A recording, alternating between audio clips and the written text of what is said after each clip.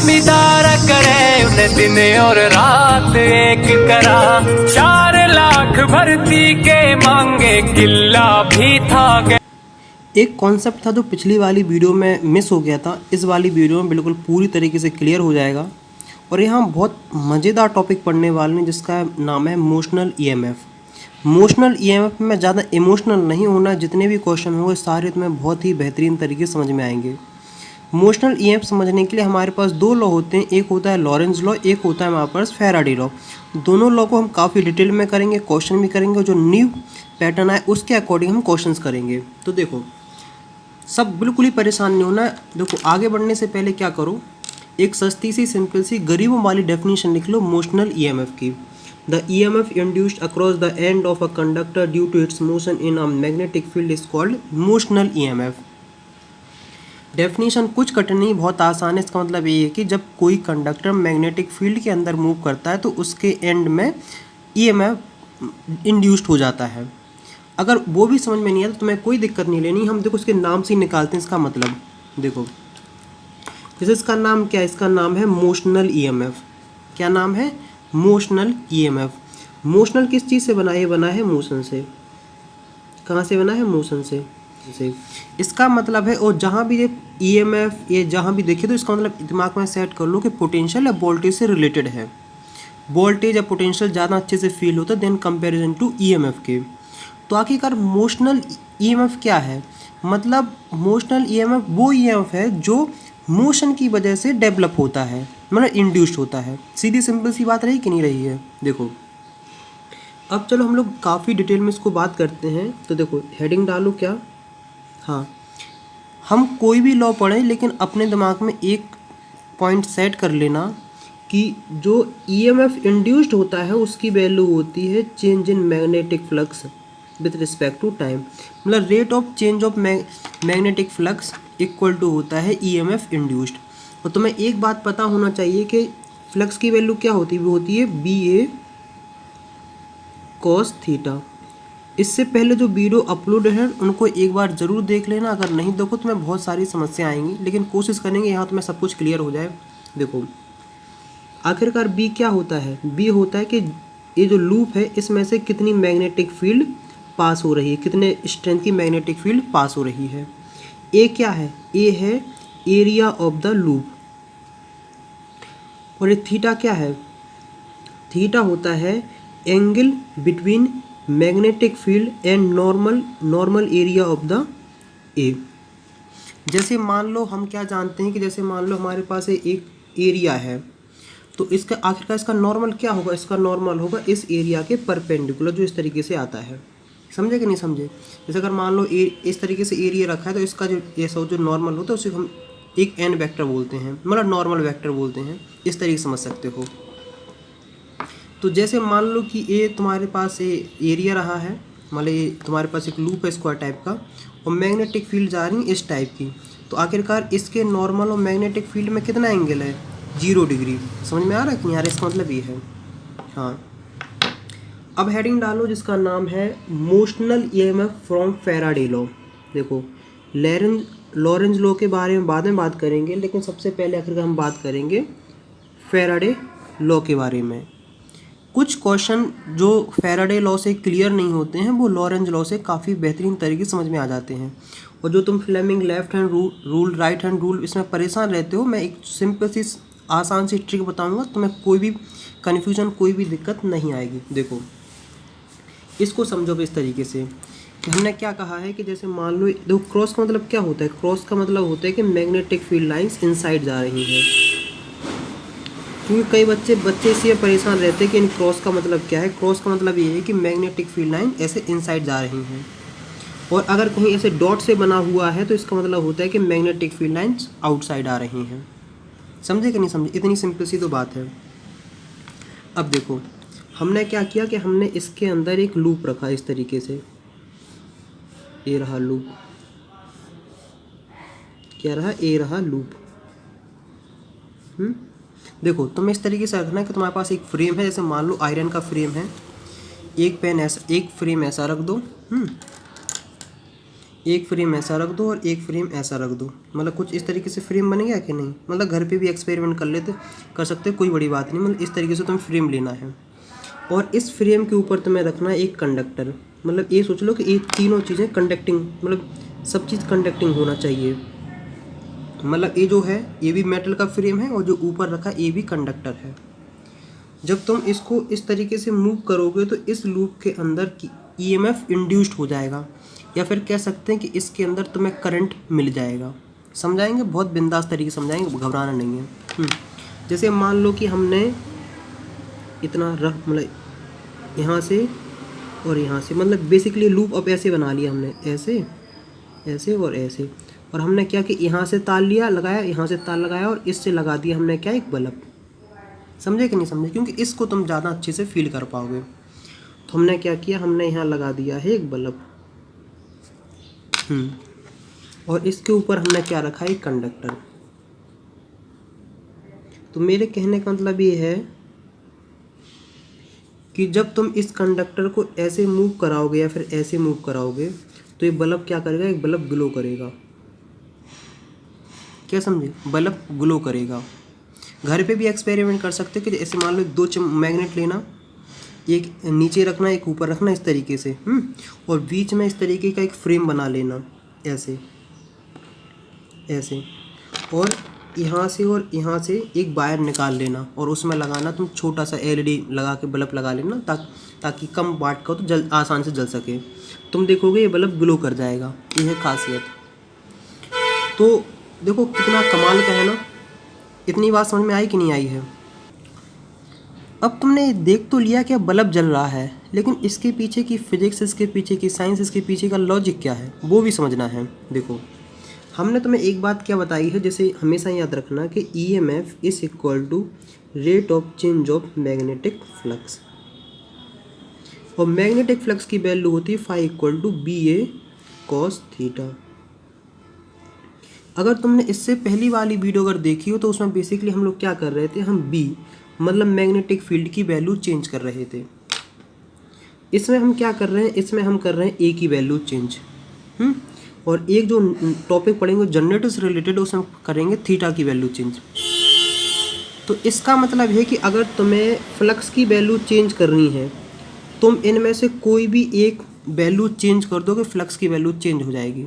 अब तुम कहोगे इसमें किस तरीके से हो रहा, बताता हूँ, घबराओ नहीं। देखो मैग्नेटिक फील्ड ऐसे जा रही हैं और इसका नॉर्मल भी ऐसा, मतलब थीटा की वैल्यू तो चेंज नहीं होगी। अब देखो सुनो, अब ध्यान से समझना। अभी जैसे मान लेते हैं इसकी लेंथ इतनी है, मतलब इसका मान ले यहाँ से लेके यहाँ तक की लेंथ है कितनी, 8 सेंटीमीटर, और इसकी यहाँ से लेके यहाँ तक की लेंथ है 3 सेंटीमीटर, 3 मीटर, 3 मीटर, ऐसे जस्ट लिख लिया है। तो अगर मैं पूछूंगा और इसमें से हम मान के चलते हैं, इसमें से मैग्नेटिक फील्ड की वैल्यू है वो है, मान के चलते हैं 10 टेस्ला, और थीटा तो 0 बन रहा है।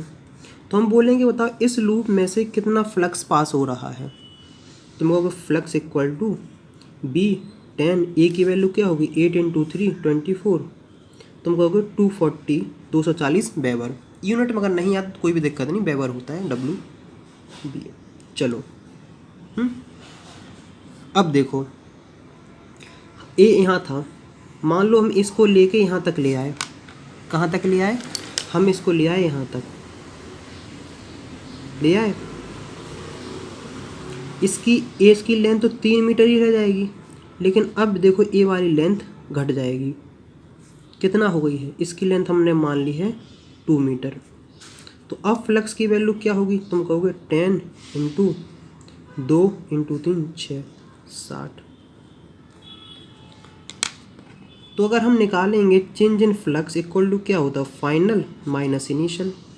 फाइनल 60 है माइनस इनिशियल 240 है, कितना 180 आ रहा है कि नहीं आ रहा है। मतलब फ्लक्स की वैल्यू चेंज हुई है कि नहीं हुई है। और फ्लक्स की वैल्यू अगर चेंज हो जाती है तो समझ लो कि तुम्हारे पास EMF आ गया है, या फिर कह सकते हैं कि इसके अंदर करंट फ्लो होना स्टार्ट हो जाएगा। तो बेसिकली ये जो लॉ है वो किस पे वर्क कर रहा है, जो मतलब प्रिंसिपल किस पे वर्क कर रहा है, वो वर्क कर रहा है एरिया पे चेंज होने पे। क्योंकि तो मैग्नेटिक फील्ड तो यूनिफॉर्म है, टाइम के हिसाब से चेंज नहीं हो रही हैं, थीटा भी चेंज नहीं हो रहा है, चेंज हो रहा है एरिया। तो ये रही इसकी कहानी। जब तुम इसको ऐसे ले जाओगे तब भी एरिया चेंज होगा, इसको जब यहाँ दूर ले जाओगे तब भी एरिया चेंज होगा।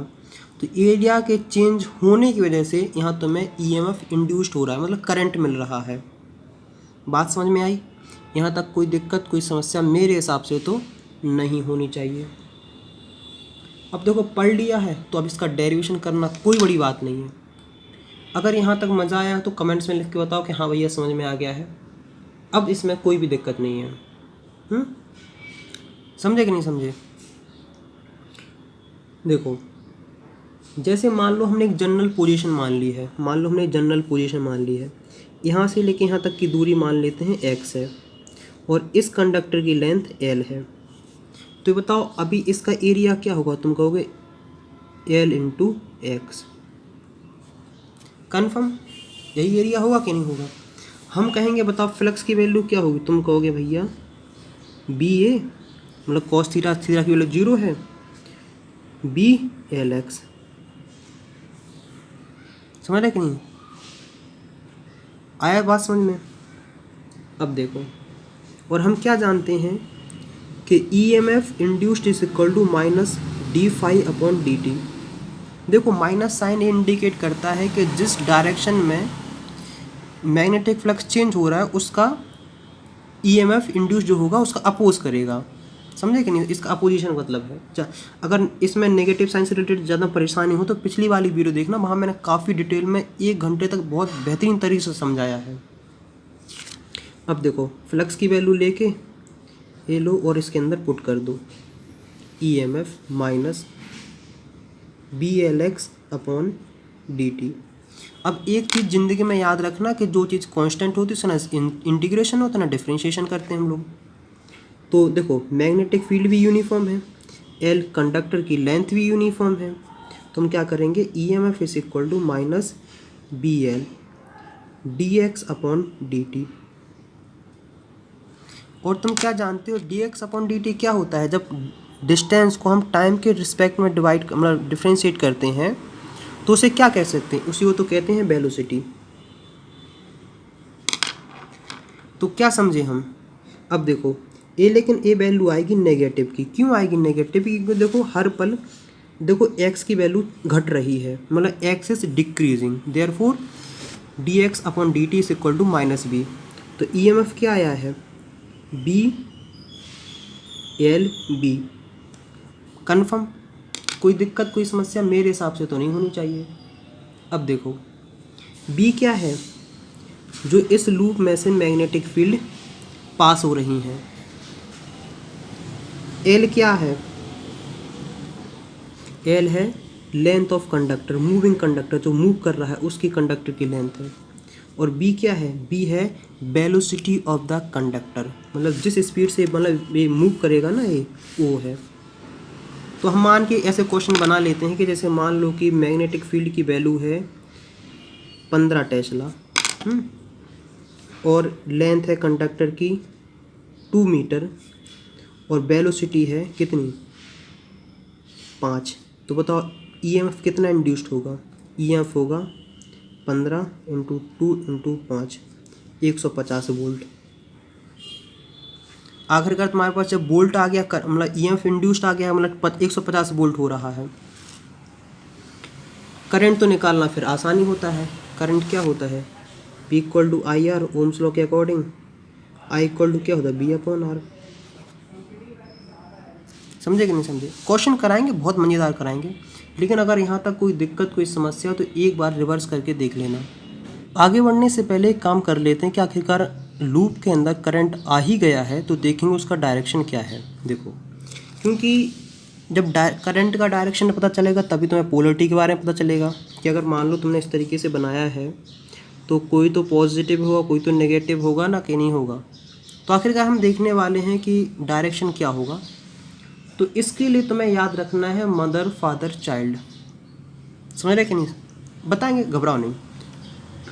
मतलब आखिरकार जो मोशनल ईएमएफ है उसमें ज़्यादा इमोशनल नहीं होना है। देखो तुम अपना राइट हैंड लो, इस तरीके से करो। देखो ये जो थंब होता है ये होता है मोशन, मतलब तुम कौन से डायरेक्शन में कंडक्टर को मूव करा रहे हो। ये जो डायरेक्शन होता है, ये जो उंगलियाँ होती है, ये होती है मैग्नेटिक फील्ड की। ये इनवर्ड है ना, देखो मोशन इसवर्ड है और ये लाइन ये इनवर्ड है। अभी जहाँ ये 3 उंगलियाँ जा रही हैं वो क्या है, वो है डायरेक्शन ऑफ करंट, मतलब इंड्यूस्ड जो करंट हुआ है, मतलब करंट डेवलप हुआ है उसका डायरेक्शन। तुम्हें किस तरीके से याद रखना है, देखो थंब तुम्हारा क्या है, थंब तुम्हारा है मोशन, कि आखिरकार कंडक्टर कौन से डायरेक्शन में मोशन कर रहा है। और तुम्हारे पास ए वाली जो फिंगर है वो क्या है, वो है कि आखिरकार कौन से डायरेक्शन में फील्ड है। और जो करंट इंड्यूस्ड हुआ है, करंट वो क्या है, बेसिकली वो 3 फिंगर है, मतलब ऐसे पर देखो ये तीनों एक दूसरे के परपेंडिकुलर होती हैं कि नहीं होती हैं। बेसिकली ये सब क्रॉस प्रोडक्ट का काम है, मतलब यहाँ समझेंगे बिल्कुल सिंपल तरीके से। देखो मदर, फादर और चाइल्ड, इस तरीके से याद रखोगे तो ज़्यादा सही रहेगा। मदर, फादर, चाइल्ड, एक माता, एक पापा, उनके 3 बच्चे, इस तरीके से, मतलब ऐसे मजाक में है, कोई बात नहीं है। तो मुझे उम्मीद है कि यहाँ तक तुम्हें काफ़ी हद तक समझ में आ गया हो किस तरीके से तुम्हें डायरेक्शन निकालना है। अब हम करते हैं कुछ क्वेश्चन जहाँ से तुम्हें और बेहतरीन तरीके से समझ में आएगा। तो क्या करो, क्वेश्चन लिखो, CBSE में आया था, मतलब बोर्ड में। तो देखो बहुत ध्यान से सुनना कि मान लो तुम्हारे पास एक, मतलब बेसिकली इस तरीके से मैग्नेटिक फील्ड है इनसाइड। मैग्नेटिक फील्ड में ज़्यादा परेशान नहीं होना है, बहुत सिंपल सा कॉन्सेप्ट है। और अगर मैग्नेटिक फील्ड में तुम मतलब मैग्नेटिक्स वाले चैप्टर में काफ़ी ज़्यादा परेशान हो तो चैनल पे जाना, बहुत बेहतरीन तरीके से तुम्हें समझाया जाएगा। देखो तुम्हें देखना है कि यहाँ एक सिस्टम इस तरीके से रखा हुआ है, कैसे रखा है यहाँ तक, और इसके ऊपर रखा है एक कंडक्टर। क्या समझे, देखो ए रहा इसके ऊपर, ए रहा कंडक्टर, ए मान लो P है, ए Q है, और यहाँ एक रेजिस्टेंस भी लगा है, मतलब R इसका रेजिस्टेंस है। तो जब तुम इस कंडक्टर को इस डायरेक्शन में मूव कराते हो B से, बताएंगे कितने वेलोसिटी से क्या क्या नहीं है, तुम्हें पता लगाना है कि आखिरकार जब तुम इसको मूव कराओगे तुम्हें उसके ऊपर कितना फोर्स लगाना पड़ेगा। बहुत अच्छा क्वेश्चन है, बहुत ध्यान सुनना। देखो इसके अंदर जो P से Q है, इसकी जो लेंथ है वो है 0.5 मीटर। और देखना है कि जो मैग्नेटिक फील्ड की वैल्यू है, B की वैल्यू है, वो है 0.15 टेस्ला। और जो रेजिस्टेंस ये रहा, रेजिस्टेंस की वैल्यू तुम्हारे पास है 3 ओम। और ये जो कंडक्टर मूव कराना है वो मूव कराना है 2 मीटर पर सेकेंड की स्पीड से। तो तुम्हें इस डायरेक्शन अगर जो कंडक्टर मूव कराना है तो बताओ तुम्हें कितना फोर्स लगाना पड़ेगा। समझे कि नहीं समझे, देखो और बताएंगे आखिरकार तुम्हें क्यों फोर्स लगाना पड़ेगा, क्या रीज़न है वो भी बताएंगे। लेकिन एक चीज़ तुम्हें पता होना चाहिए कि जो EMF, देखो सुनो, हाँ एक चीज़ पता है कि जब एक कंडक्टर मूव करेगा तो इस लूप के अंदर करंट आएगा, और अगर इस लूप के अंदर करंट आएगा तो इस कंडक्टर के अंदर करंट आ जाएगा। और तुम जानते हो कि तुम क्या जानते हो कि अगर कोई conductor current carrying conductor magnetic field के अंदर रखा हुआ होता है तो उस पर फोर्स लगता है, मैग्नेटिक फोर्स लगता है। अब कितना लगता है, वो होता है F = I/L/B sin theta. I होता है कि इस कंडक्टर में कितना करंट फ्लो हो रहा है, L होता है कि इसकी लेंथ क्या है, और B क्या है कि मतलब कितने मैग्नेटिक फील्ड के स्ट्रेंथ में रखा गया है, और थीटा क्या होता है, थीटा होता है angle between magnetic field and current direction. अब देखो मैग्नेटिक फील्ड इनसाइड जा रही है, करंट ऐसे जा रहा है, तो थीटा की वैल्यू तो 90 हो गई, वहाँ कोई परेशान नहीं होना है। तो हमने क्या देखा है, हमने देखा कि F = I/L/B बेसिकली एक कंडक्टर है, इसकी लेंथ अपन को पता है 0.5, मैग्नेटिक फील्ड 0.15 पता है। अब पता लगाना कि इसके अंदर कितना करंट फ्लो हो रहा है, I। तो अब तुम जानते हो कि I कैसे निकालेंगे, तुमने कहा यार ये लूप है, EMF = होता है B/L/B,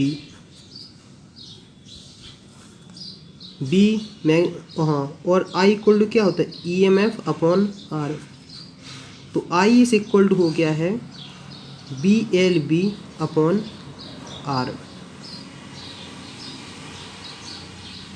क्या है, BLB/R। तो F इज इक्वल टू, देखो इसकी वैल्यू लेके इसके अंदर पुट कर दो, BLB/R और L/B। तो क्या आया है, B² L² B/R। मतलब इतना फोर्स इस कंडक्टर के ऊपर लग रहा होगा। कितना फोर्स लग रहा होगा, इतना फोर्स इसके ऊपर लग रहा होगा। देखो फॉर्मूला निकालना कोई बड़ी बात नहीं है, लेकिन मुझे पता है कि थोड़ा क्वेश्चन कॉम्प्लिकेटेड होता जा रहा है। अब तुम्हारे दिमाग में आ रहा होगा फोर्स लग रहा तो कौन सी डायरेक्शन में लग रहा है और किस, देखो करंट हो रहा है इस वजह से लग रहा है, लेकिन कौन सी डायरेक्शन लग रहा है वो ही पता लगाना है। तो सबसे पहले तुम्हें पता लगाना है कि आखिरकार करंट का डायरेक्शन क्या है। तो करंट का डायरेक्शन के लिए तुम्हें क्या याद रखना है, कि तुम्हें याद रखना है मदर, फादर, चिल्ड्रन। देखो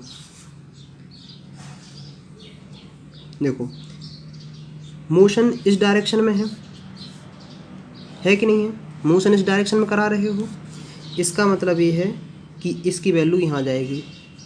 देखो यहाँ जा रहा है, मैग्नेटिक फील्ड इनसाइड है, करंट का डायरेक्शन होगा ऐसा, मतलब इस लूप में करंट कुछ इस तरीके से मूव कर रहा होगा। आया समझ में कि नहीं आया है, मतलब इस तरीके से।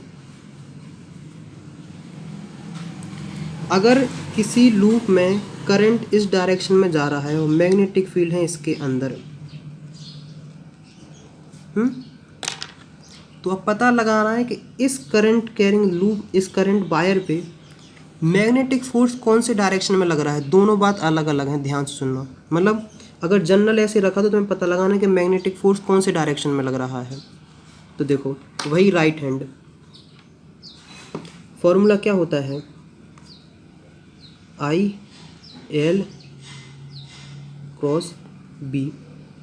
इस तरीके समझ सकते हो। I का डायरेक्शन ऐसा, मैग्नेटिक फील्ड ऐसा, तो इस लूप पे मैग्नेटिक, इस करंट पे मैग्नेटिक फोर्स लग रहा हो कौन से डायरेक्शन में, इस डायरेक्शन में, इस डायरेक्शन में।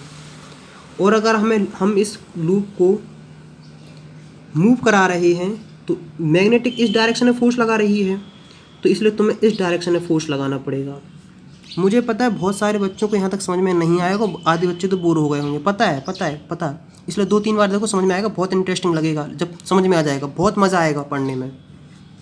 देखो अब तुम कहोगे भैया जब इस डायरेक्शन में फोर्स लग ही रहा है, देखो बड़ा अजीब है यार इसका काम। तुम इसको मूव कराना बंद कर दोगे ना, इसमें करंट बंद हो जाएगा, करंट बंद हो जाएगा, इसमें फोर्स लगना बंद हो जाएगा। जस्ट फ्रिक्शन जैसा थोड़ा मिलता जुलता लग रहा है। तुम मूव कराओगे, करंट आएगा तो इस डायरेक्शन में खींचा जाएगा, मतलब तुम मैग्नेटिक फ्लक्स इस डायरेक्शन में चेंज करने की कोशिश कर रहे हो ना, तो जो इसके अंदर इंड्यूस्ड करंट हुआ है ना वो इसका अपोज करेगा। यही तो लेंज लॉ है। लेंज लॉ क्या कहता है, करंट उस डायरेक्शन में होता है जहाँ से अपोजिशन कर सके। ये रहा, ज़्यादा कॉम्प्लिकेटेड नहीं होना चाहिए, बस छोड़े ही बहुत है। मुझे उम्मीद है समझ में आ गया होगा। तो बेसिकली हमने क्या देखा कि एरिया के चेंज करने की वजह से यहाँ हमें फ्लक्स की वैल्यू देखने को मिल रही है। लेकिन कई बार तुमने क्वेश्चन किसी किताब में देखा होगा कि मान लो रिंग है, ये रहा कंडक्टर यहाँ से यहाँ तक का, और मैग्नेटिक फील्ड की वैल्यू है इनसाइड।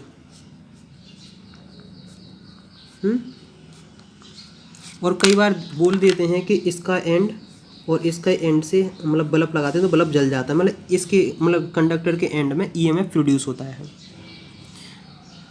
और ये जो कंडक्टर होता है वो इस तरीके से सर्कल में इस तरीके से मूव करता है, ताकि इस पे क्वेश्चन बहुत ज़्यादा बने हैं। मतलब एक बील ऐसे मूव कर रहा है तो बताओ कितना होगा, क्या होगा है।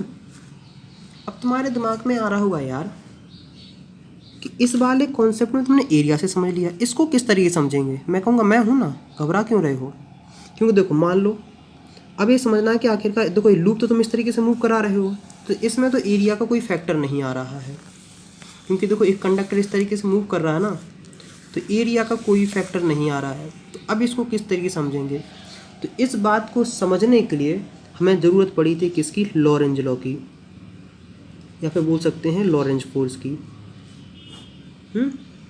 तो अब इस टॉपिक को काफ़ी मज़ेदार तरीके से पढ़ेंगे, क्योंकि कुछ तो फैराडे से समझ में आ जाते हैं, कुछ समझ में आएंगे तुम्हें लॉरेंज फोर्स से।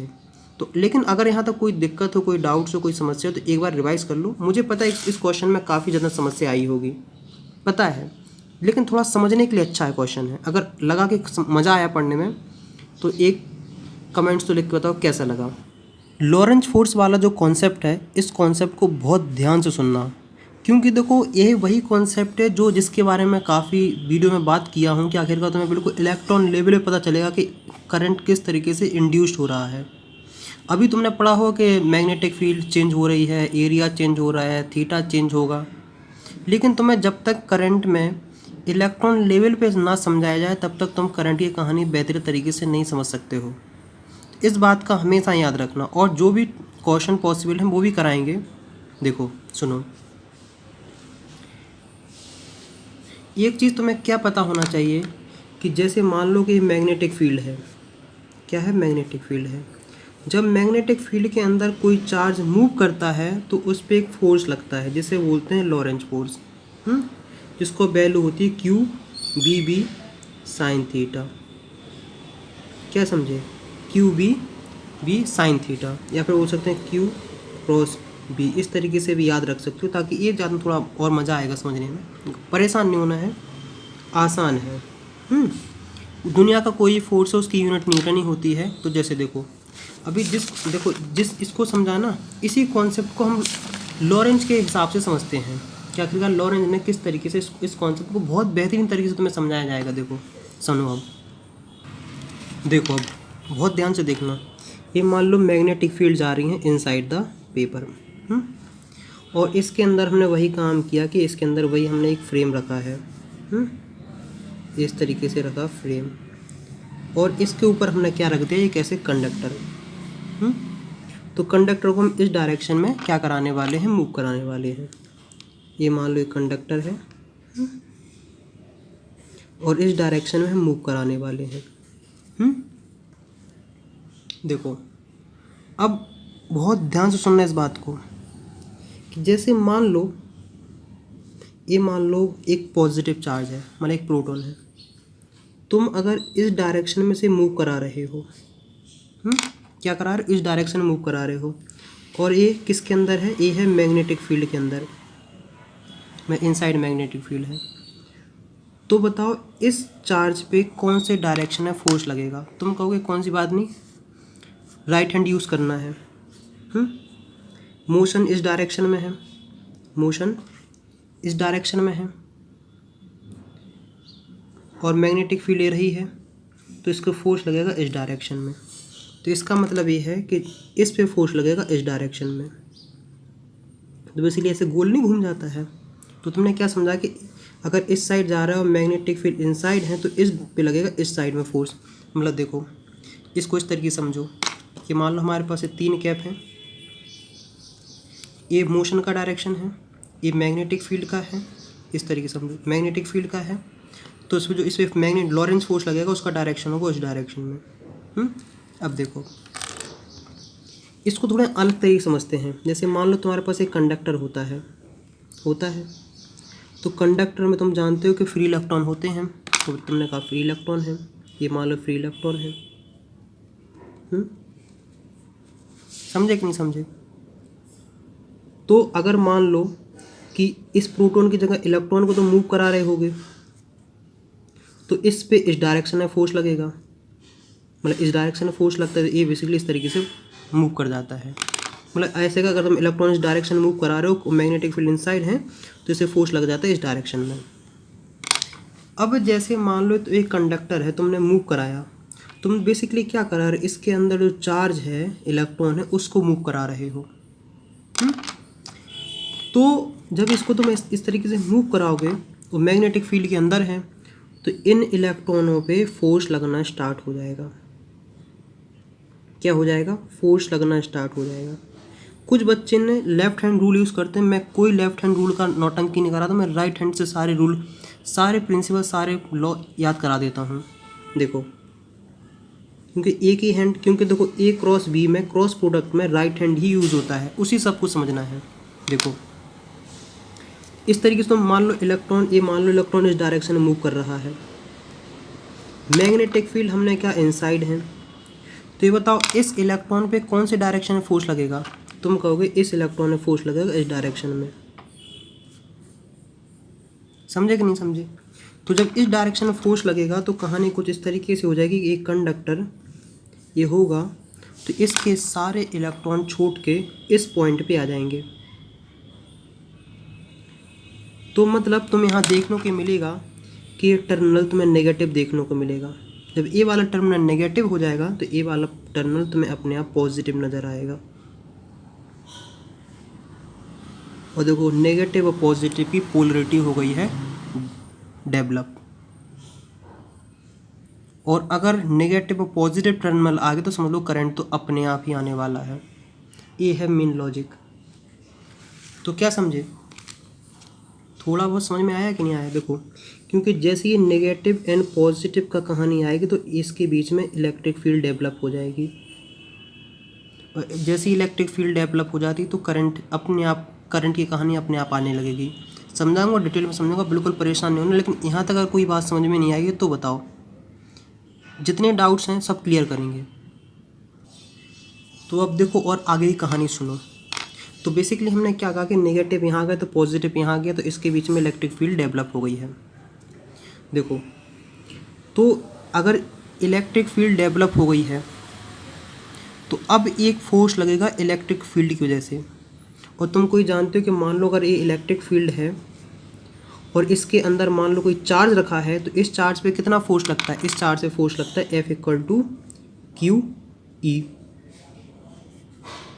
पहले चैप्टर में काफ़ी डिटेल में समझाया था, अगर नहीं आता तो एक बार ज़रूर देख लेना क्या होता है QE। तो इसका मतलब है कि इस कंडक्टर के जो इसके अंदर फ्री इलेक्ट्रॉन होंगे उन पे फोर्स कितना लगेगा? उन पे फोर्स लगेगा QE। ये फोर्स किसकी वजह से लग रहा है? इलेक्ट्रिक फील्ड की वजह से। और F=QB भी ये फोर्स किसकी वजह से लग रहा है? ये लग रहा है मैग्नेटिक की वजह से। तो देखो सुनो, अब मैग्नेट फोर्स इस डायरेक्शन में खींच रहा है और ये वाला फोर्स, क्योंकि तो इलेक्ट्रिक फील्ड इस डायरेक्शन में है तो इलेक्ट्रॉन को इस डायरेक्शन में खींचा जाएगा। समझे कि नहीं समझे? यही तो बेसिकली लेंज लॉ कहता है कि अपोजिशन होता है। इसी बेचारे ने इसके अंदर करंट डेवलप किया, मतलब पोलरिटी लाई हो, उसी का अपोज करना स्टार्ट कर दिया है। मुझे पता है वाला टॉपिक समझ में नहीं आएगा, तो मैं कॉन्सेप्ट ही समझ में नहीं आएगा, बार बार सुनोगे समझ में आएगा, बहुत मज़ेदार है। देखो इतना जस्ट समझना है। तो बेसिकली क्या कहने का मतलब ये है कि जो चार्ज यहाँ देखो एक्यूमुलेट हो रहे हैं ना, इकट्ठे एक्यूमुलेट इलेक्ट्रॉन या फिर यहाँ एक्यूमुलेट मतलब चार्ज एक्यूमुलेट हो रहे हैं, ये तब तक चलेगा जब तक F मैग्नेटिक फोर्स की value electric force electrostatic force के बराबर ना हो जाए। समझे कि नहीं समझे? जैसे मान लो अगर ये डोमिनेंट है तो बेसिकली चार्ज इलेक्ट्रॉन यहाँ शिफ्ट होता रहेगा। अगर ये वाला डोमिनेंट है तो इलेक्ट्रॉन इस डायरेक्शन को मूव करता रहेगा। तो मतलब ये जो एक्यूमुलेशन का प्रोसेस तब तक चलता रहता है जब तक F magnetic force electrostatic force के बराबर नहीं हो जाता है। तो मैग्नेटिक फोर्स की वैल्यू क्या है? QBB। और इसकी वैल्यू क्या है? इसकी वैल्यू है QE। तो Q से Q कैंसिल, तो E की वैल्यू क्या आई है? BB। समझे कि नहीं समझे? अभी डायरेक्शन के बारे में बताएंगे, घबराओ नहीं। देखो आखिरकार पॉजिटिव आ गया, नेगेटिव आ गया है, तो इसका मतलब है कि इन दो, इसका नाम रख देते हैं P रख दो, इसका नाम रख देते हैं Q। आखिरकार P एंड Q में पोटेंशियल डिफरेंस आ गया कि नहीं आ गया है? अगर पोटेंशियल डेवलप होगा तो इसकी कुछ ना कुछ तो वैल्यू होगी। तो हम क्या जानते हैं कि मान लो पोटेंशियल की वैल्यू क्या होती है? B=E/L।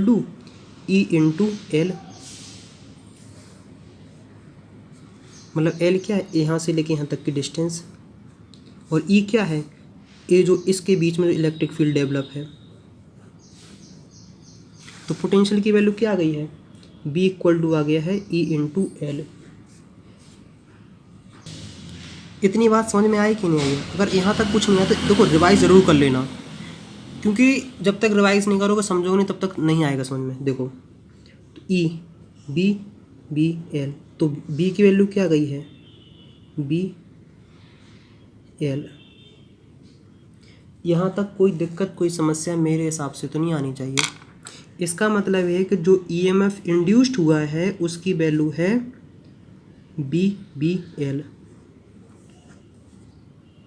इस तरीके से भी याद कर सकते हो। तो इतने सब पूरी कहानी से हमने क्या समझा है कि जो मैग्नेटिक फोर्स ही है रिस्पॉन्सिबल है जो इन दो पॉइंट के बीच में पोटेंशियल मेंटेन करके रखा रहा है। समझे कि नहीं समझे? तो ईएमएफ की वैल्यू क्या आ गई है, और इसी को हम लोग क्या कहते हैं, मोशनल ईएमएफ, क्योंकि बेसिकली मोशन की वजह से आया है। तो एक बात बेसिकली तुम्हें क्या याद रखना है कि जो पूरी कहानी है वो सब उसका अगर इलेक्ट्रॉन लेवल पे समझने पे जाएंगे तो इलेक्ट्रॉन रिस्पॉन्सिबल है, उसके पीछे आता है लॉरेंज का फोर्स। तो मतलब लॉरेंज फोर्स मतलब मैग्नेटिक फोर्स। तो मुझे उम्मीद है कि यहाँ तक तुम्हें समझ में आ गई होगी। क्वेश्चन करेंगे तो मैं और अच्छे समझ में आ जाएगा। अब बात आती है कि आखिरकार इसके अंदर कितना करंट प्रोड्यूस हुआ होगा। तो ईएमएफ इज इक्वल टू होता है आई आर, मतलब B equal to I R से बना है। तो आई इक्वल टू क्या होता है, ईएमएफ अपॉन आर। कई बार बच्चों के दिमाग में क्वेश्चन आता है कि आखिरकार ये आर क्या है। तो इसमें कई टाइप से क्वेश्चन पूछ ले जाते हैं। कई बार ये बोल देते हैं कि जो पूरा फ्रेम लिया है इसका रेजिस्टेंस निगलेबल है, और यहाँ एक एक्सटर्नल यहाँ रेजिस्टेंस लगा देते हैं, या फिर ऐसे करते हैं कि यहाँ से बाहर लेते हैं और यहाँ से बाहर लेते हैं और यहाँ कोई मतलब इलेक्ट्रिकल डिवाइस लगा दें तो उसका रेजिस्टेंस लेते हैं। क्वेश्चन कराएंगे समझ में आएगा। जैसे मान लो यहाँ क्वेश्चन करा रहे थे, बल्ब लगा रहे थे तो वो बल्ब का रेजिस्टेंस ले रहे थे। क्वेश्चन जितने इतने करते हैं मज़ा आता जाएगा, घबराना बिल्कुल भी नहीं है। देखो अब एक बात आ गई होगी, फोर्स की वैल्यू तो हम लोग एक क्वेश्चन में ही कर चुके हैं, लेकिन फिर भी देख लेते हैं कि जो मूविंग आर्म है ये आखिरकार इस पे कितना फोर्स लग रहा है। समझ में आ रहा है कि नहीं, कि आखिरकार इस पे कितना फोर्स लग रहा है। तो देखो मैंने क्या बताया कि फोर्स इक्वल टू क्या होता है, I L B sine theta. पूरी वही कहानी रिपीट करनी है। तो मैं आई की वैल्यू वहाँ से निकाल ली है, ईएमएफ से। ईएमएफ आई की इक्वल टू क्या होता है, ईएमएफ की वैल्यू क्या है, B L B upon R. तो यहाँ रखो B L B upon R, इसके अंदर पुट कर दो तो एल की वैल्यू तुम्हारे पास आ जाएगी B square L square B upon R. और ये थीटा क्या होता है, angle between magnetic field and current basically 90 होता है, तो ये 0 हो जाता है, 90 मतलब 1 हो जाता है। तो फोर्स की वैल्यू आती है कि B square L square B upon R. अब दिमाग में क्वेश्चन आता है कि आखिरकार ये फोर्स लग रहा है इसका डायरेक्शन क्या होगा। तो इसका डायरेक्शन जस्ट अपोजिट किसके होता है, जहाँ से मोशन करा रहे हैं। अगर मोशन इस डायरेक्शन में करा रहे हो तो ए जो फोर्स की ए आएगा इसका डायरेक्शन आएगा ए। लेंज लॉ ही तो कहता है कि अपोज किया जाता है। तो मोशन अगर इस डायरेक्शन में कराना स्टार्ट कर दोगे तो ये फोर्स इस डायरेक्शन में लगना स्टार्ट हो जाएगा। बिल्कुल फ्रिक्शन की जैसा थोड़ा थोड़ा लग रहा होगा। इस टाइप का क्वेश्चन है कि ना, फ्रिक्शन तो और जो कठिन लगता है हमें, फ्रिक्शन तो इतना परेशान है कि इसकी याद नहीं है। तो बेसिकली ये है कि जिस डायरेक्शन में मोशन कराओगे उसके जस्ट अपोजिट होगा। अब देखो सबसे बड़ी दिक्कत ये आती है कि करंट तो निकाल लिया, आखिर इसका डायरेक्शन क्या होगा। यहाँ से तो पक्का पता लगा लिया है। देखो मैं क्या कहूँगा कि तुम्हें वही राइट हैंड यूज़ करना है। समझ रहे कि नहीं समझ रहे, तुम्हें जस्ट राइट हैंड ही यूज़ करना है दोबारा। देखो ये बेसिकली क्या है, ये है मोशन, कि कंडक्टर का मोशन किस डायरेक्शन में है। ये क्या है, ये है कि मैग्नेटिक फील्ड की वैल्यू किस डायरेक्शन में है। और ये 3 फिंगर क्या है, ये 3 फिंगर हैं कौन से डायरेक्शन में, मतलब ये 3 फिंगर बताते हैं डायरेक्शन ऑफ करंट। तो बेसिकली इस लूप में करंट का डायरेक्शन ऐसा है। समझे कि नहीं समझे, मतलब डायरेक्शन निकालने का तो वही काम है कि वही राइट हैंड यूज़ करो। और अगर तुम लॉरेंज फोर्स निकालना चाहते हो तो क्या होता है, क्यू बी क्रॉस बी। ये जो एफ का जो डायरेक्शन है वो बेसिकली करंट का डायरेक्शन तुम्हें समझ में आएगा। देखो ऑब्जर्व करोगे, देखो ये बी, ये वेलोसिटी क्या है कि आखिरकार कौन से डायरेक्शन में कंडक्टर मूव कर रहा है। बी क्या है, मैग्नेटिक फील्ड। देखो पहला इसको लो, इस डायरेक्शन में इसका मोशन कराया जा रहा है। मैग्नेटिक फील्ड इनसाइड है, करंट जो एफ है ना ये बताता है लॉरेंज फोर्स, तो वही डायरेक्शन है करंट का, तो करंट का इस डायरेक्शन में। मुझे पता है ये वाला कॉन्सेप्ट समझ में दिक्कत हुई होगी, कोई बात नहीं, वही जो पहला वाला बताया उसके हिसाब से समझ लेना तो समझ में आ जाएगा। तो मुझे उम्मीद है कि यहाँ तक तुम्हें काफ़ी हद तक बहुत कुछ समझ में आ गया होगा। अब देखो क्वेश्चन कराएंगे, घबराओ नहीं, सारे क्वेश्चन कराएंगे। कब देखो अभी बात होती है कि जब तुम कंडक्टर को मूव करा रहे हो तो इसका मतलब से फोर्स लगा रहे हो, और जब तुम उसे फोर्स लगा रहे हो इसका मतलब तुम्हें कुछ ना कुछ वर्क करना पड़ रहा है। इस कंडक्टर को मूव कराने के लिए तुम्हें वर्क करना पड़ रहा है कि नहीं, और जब जहाँ वर्क की बात आती है वहाँ पावर की भी बात आने लगती है। समझे कि नहीं समझे? आखिरकार तुम्हें फोर्स क्यों लगाना पड़ रहा है, क्योंकि उसको कंडक्टर को मूव कराना है। अब देखो तो आखिरकार हेडिंग डालो power delivered by external force, कि आखिरकार जो एक्सटर्नल जो फोर्स हम मूव करा मतलब ये लगा रहे हैं उस कंडक्टर को मूव कराने में, उसमें कितनी पावर की वैल्यू आ रही है। देखो पावर इक्वल टू क्या होता है, बेसिकली होता है वर्क अपॉन टाइम, मतलब कितना कवर कर रहे हो टाइम, और लेकिन एक फॉर्मूला देखो कि फोर्स इनटू वेलोसिटी होता है। क्या समझे? तो देखो F की वैल्यू कितनी है, क्योंकि देखो अगर F की वैल्यू क्या आई है B square L square B upon R, यही है कि नहीं है? F की वैल्यू यही कि B square L square B upon R. तो मैं इतना फोर्स लगाना पड़ेगा इस डायरेक्शन में मूव कराने के लिए।